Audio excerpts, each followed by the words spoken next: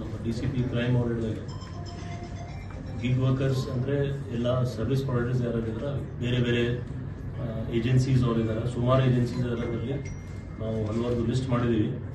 ಎಲ್ಲರಿಗೂ ನೋಟಿಸ್ ಹೋಗಿದೆ ಅಟೆಂಡ್ ಆಗಲಿಕ್ಕೆ. ಅದರಲ್ಲಿ ಅಂದಾಜು 40 ಜನ ಪಾರ್ಟಿಸಿಪೇಟ್ ಮಾಡ್ತಾ ಇದ್ದಾರೆ.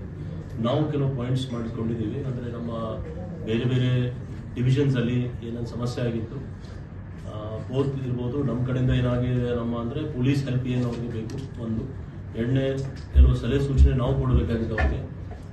ಡೀಟೇಲ್ ಆಗಿ ನಮ್ಮ ಮೀಟಿಂಗ್ ಆದಮೇಲೆ ನಾವು ಪ್ರೆಸ್ಗೆ ಬ್ರೀಫ್ ಮಾಡ್ತೀವಿ, ಅದು ಏನಾಗಿದೆ ಪ್ರೆಸ್ ನೋಟ್ ಕೊಡ್ತೀವಿ.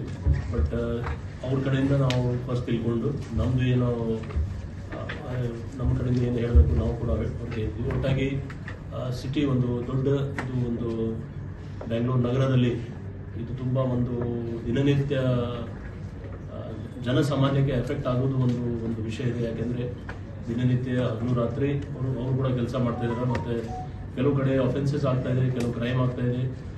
ಯಾವ ರೀತಿ ಇಂಥ ಅಫೆನ್ಸಸ್ ಮತ್ತು ಕ್ರೈಮ್ ನಿಲ್ಲಿಸಬೇಕು ಮತ್ತು ಜನಕ್ಕೆ ಸಮಸ್ಯೆ ಆಗಬಾರ್ದು, ಆ ನಿಟ್ಟಿನಲ್ಲಿ ಇದು ನಾವು ಮೀಟಿಂಗ್ ಏರ್ಪಡಿಸ್ತೀವಿ. ಡೀಟೇಲ್ ನಾವು ಪ್ರೆಸ್ ನೋಟ್ ನಿಮಗೆ ಕೊಡ್ತೀವಿ.